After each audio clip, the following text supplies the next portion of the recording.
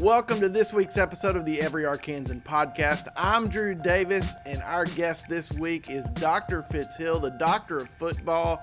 He's going to be here sharing how he chased after his God-given dream.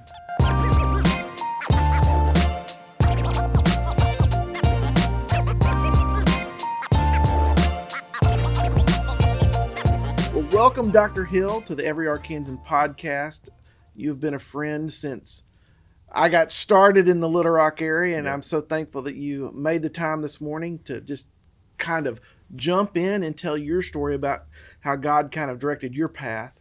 So where did it all start for you? Where'd you grow up? Well, Arkadelphia, Arkansas, born and raised down in southwest Arkansas. Arkadelphia High School. Arkadelphia was a very close-knit community. Walking up and down the streets of Arkadelphia growing up, very athletically engaged in all sports, football, basketball, baseball, track, and just an awesome community.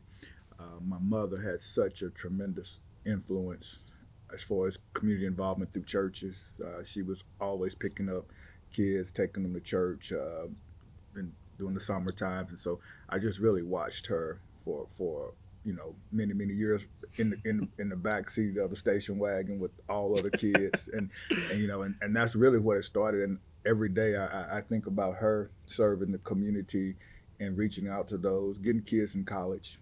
That's just and she just left that lasting impression on my life. So it was Arkadelphia, the close-knit community, and the action of my mother each and every day to serve. Just watching her do that just really left a lasting impression on me of serving.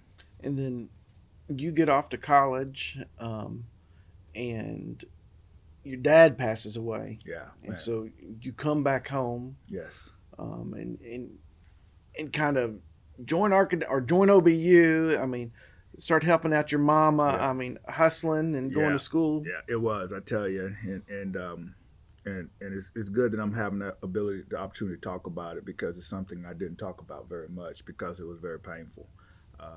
As you grow up in a two-parent home, which I was blessed to be able to do that for the first 19 years of my life, and to have to support, even though my father worked 3 jobs to take care of us, and I'm a first-generation college student.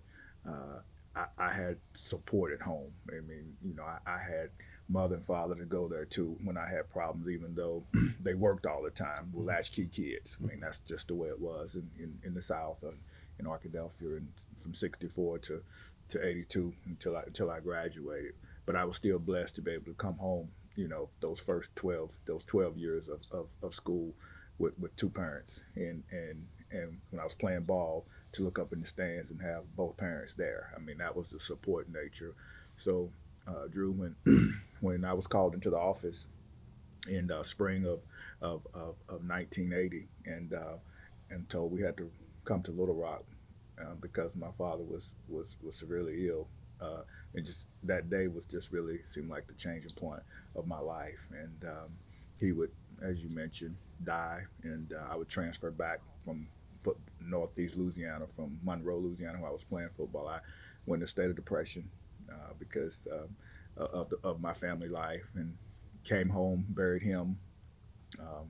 6 weeks later, my mother in church had aneurysm, up speaking, and man, then I saw Satan's hand just all over my life for a very long time. The emotional trauma that I experienced there, I guess what I really started doing is really just serving other people. And I never really took the time to heal from that trauma that went through. But I always knew that my mother told me before she had blanked out with her stroke, is that, Fitz, you trust in the Lord and you lean on him. And you do right, and you know what right is. And so, boy, those words rang heavily in my head each and every day, even as I had choices to do wrong. I heard her voice say, do what the Lord said, and that has kept me on the straight and narrow, even though I maybe didn't know what I was doing. Yeah, not knowing what we're doing is a common thing. Yeah. But I mean, I think what I look at in just the life that I see in you is just how that, knowing what that gap looks like in a father. So many kids we work with, they don't even know what that gap looks like. You had a father and you lost him, and then you started pursuing football both playing Yes. and coaching. Yes. And I think you took that same heart right there into football, which was different than most. There's no question that the workout effort, the work ethic, putting forth the effort to just grind and grind and grinding. To say how can I become the best I can possibly be? How can I represent?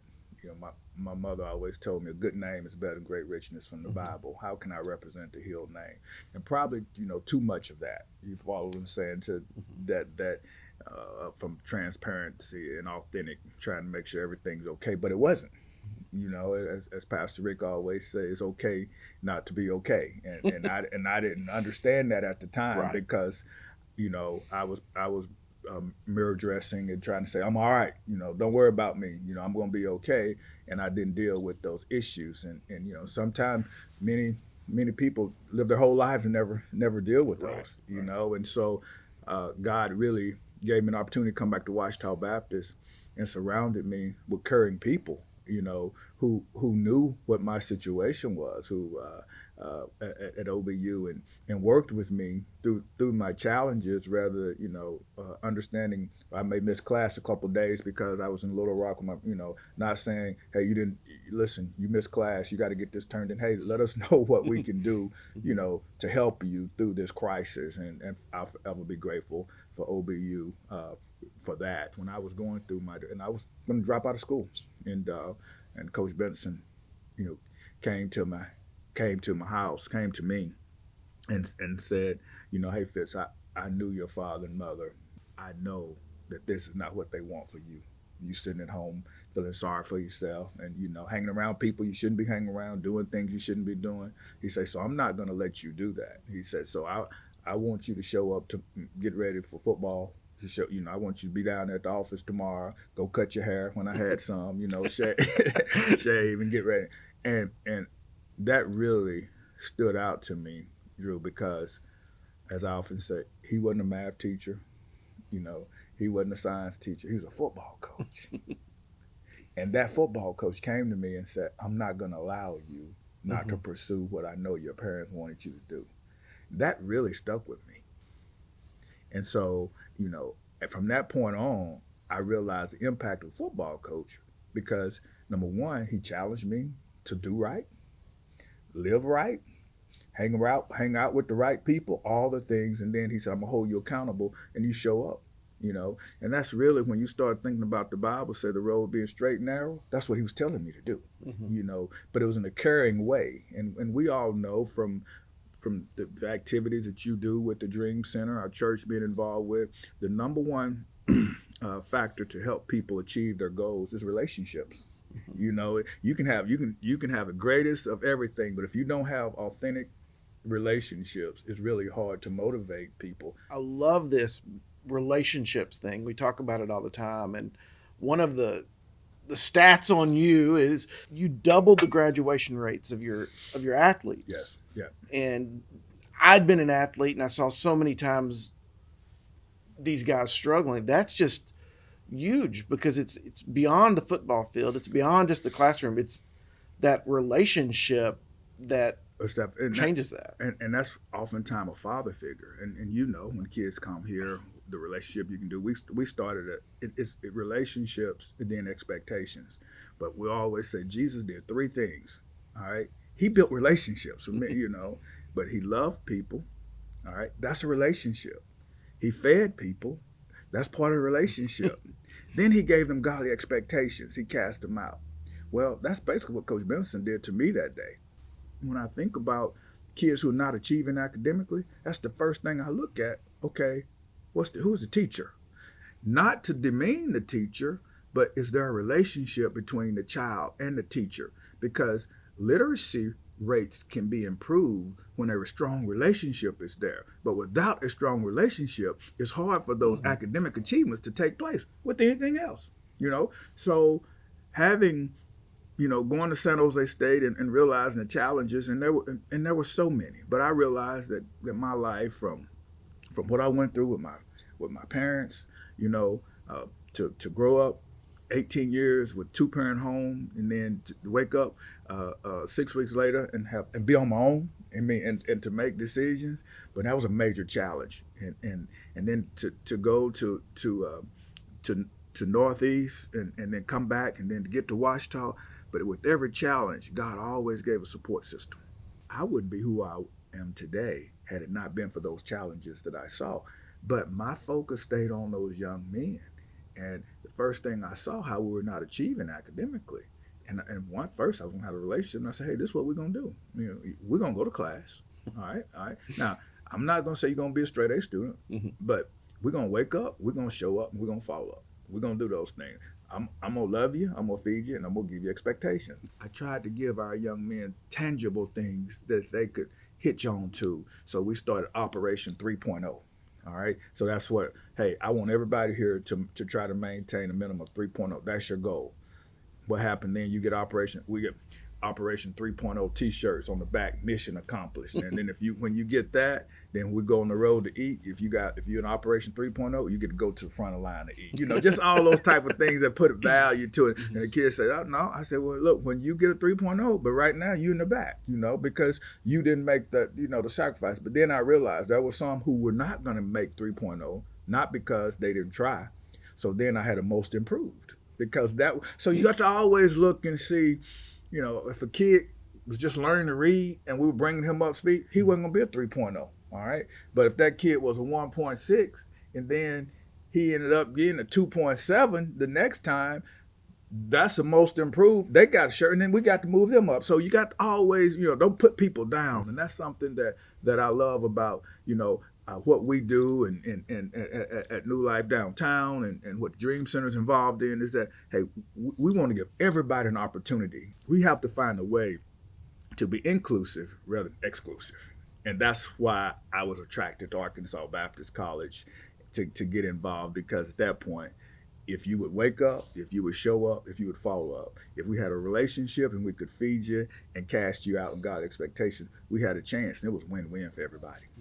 And that was one of those things. You'd been faithful with a football team, and you actually went in. You'd started the Literacy Bowl. You went into the college, talked to them about one thing, and you came out the president. Yeah, it was, and I'm telling you, but God, when I came back here, and we had the Literacy Classic in California, which was one of the most successful events in the Bay Area. And around raising money for Hunters Point in San Francisco. They'd had some crimes and a lot of killings in I think the summer of 2002 in Hunters Point over in San Francisco.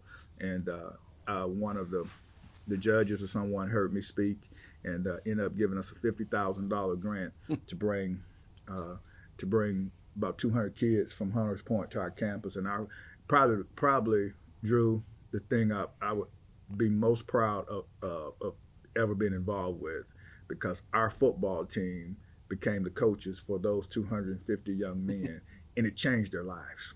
They had never been out of Hunters Point, and to have a bus to pick them up and bring them to San Jose, it was so, I'll never forget. We're sitting in the dining room. Now, these young kids had never been anywhere else outside of their community. But we brought them to our campus, and when they came into the dining room and they saw an ice cream machine, they didn't know what, they just raised it up like that, and they never stopped it. They didn't know. Yeah. And that's education. I call it the social learning theory. So when you take people out, so how do you think now, once the brain is stretched, it never regains its original dimension? And that's what education is all about. So bringing those kids down on a college campus, all right? And then I realized, man, another time there, it was Easter time, and I was allowing the kids. I said, "Hey, we're actually practicing." This was in April of 2001, my first year as a head coach, and I said, "Hey, listen, I want all y'all to. It's Easter weekend. We're not going to practice this weekend." And I said, "Hey, I want y'all to go home." And hey, go to church and go see your families and all this, and I'll see everybody back here Monday afternoon. Okay. So I said, hey, if you don't mind, I said, let's say the Lord's Prayer, and I want everybody to have traveling grace, because a lot live in Southern California. So we got through, and we said the Lord's Prayer. We got through, and as soon as once it was over, I had 3 or 4 guys come up to me after and say, "Do you have that on paper? I've never heard that." And then I knew when I walked away, I said, "God, I understand why you have me here now." It was another, and I often say, you don't always have to go to a third world country to do missions. We can do it right here in North Little Rock. We can do it over here on Daisy Bates Drive. We can do it in Oakland. We can do it in South Central LA. I mean, there's a lot of places to be able to do it. Although God will send us to Rwanda, to different places. It's so much work to be done.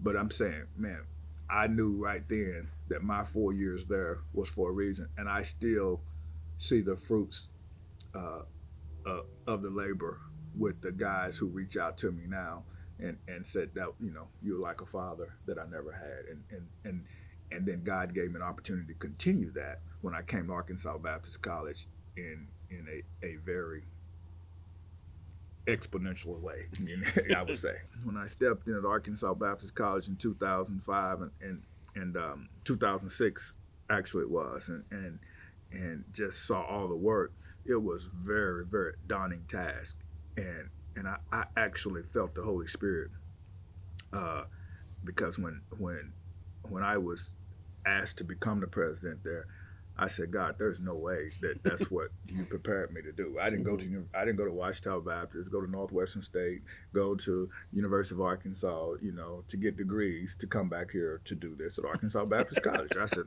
there's no way.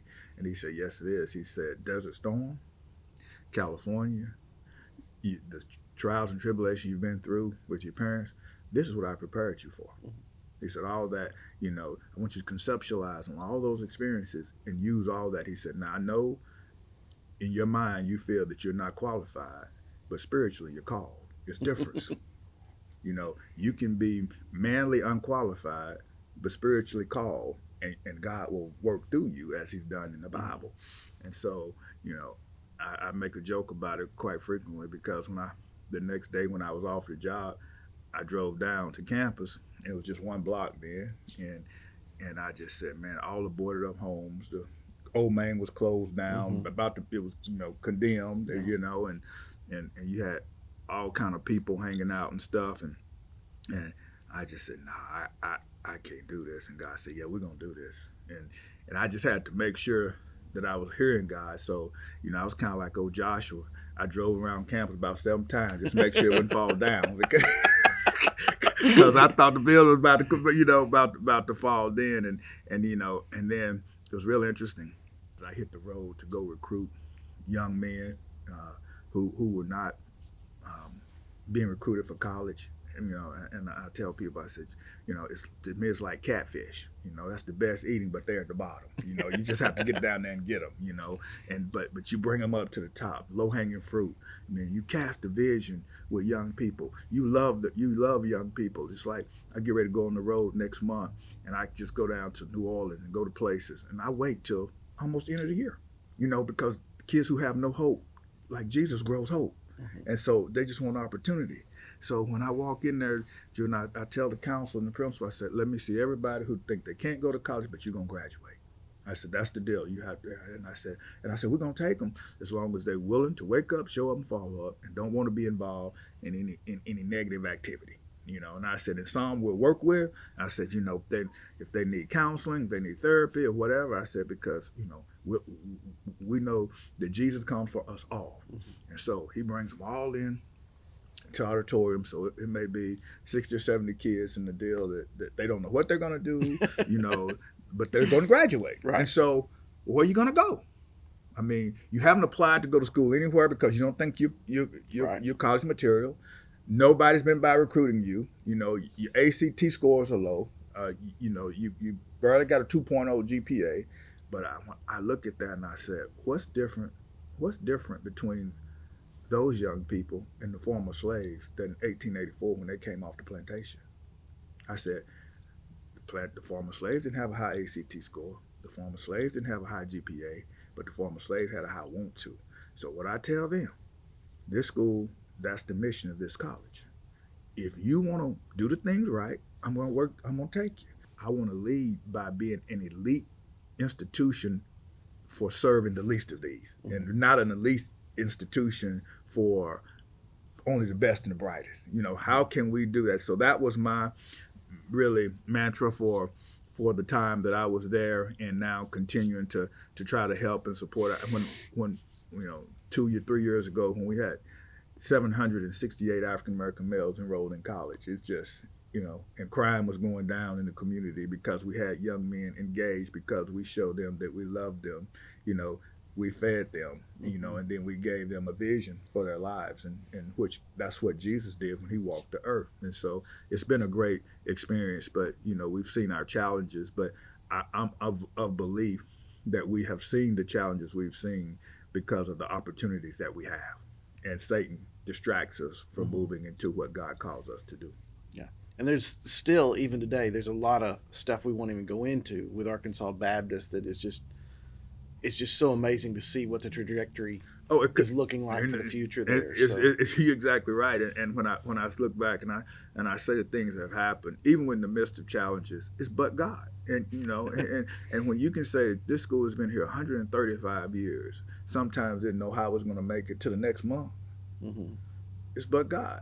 It's so interesting to me because I remember back when you talked about this was a college that was built by freed slaves who built a college because they knew they wanted that goal, but they still couldn't read or write when they got there. You continued that, taking those students that weren't qualified but had a desire. And then you did the GED programs in the community, you did all these other things, and every corner was catfish. Yes. That was your natural transgression against everyone in the community. It's like, if Fitz is calling you, offering you catfish for lunch, he's wanting you to get involved in something. Yeah. And then that's kind of transitioned into kind of this newest phase of Sixth and Goal. Yeah, it did. Which is really another interesting facet of how God kind of just keeps leading you down a different path, but the same calling. Yeah, it's really amazing, because when I resigned as president to try to move into another role, Governor Asa Hutchinson appointed me to the State Board of Education, which was really something that I never thought of myself doing. I mean, but then now that I've been involved, I can see the impact, and that's how Sixth and Goal was created, because I didn't want to be on the board to just go to schools and say, yeah, that's good, or stamp rubber, yeah, I'm good. How can I had a 7-year board term. How can I make a difference on the State Board of Education? And I started visiting schools. And I remember visiting, of course, Dunbar, which is one of our schools. We worked there with the OK program with Sergeant Willie Davis. But I went to Henderson Middle School, and I visited there. And I was asking Mr. Henderson, who was the principal at the time, I said, well, how's the football program coming, Because he said, well, we don't have one. I said, what?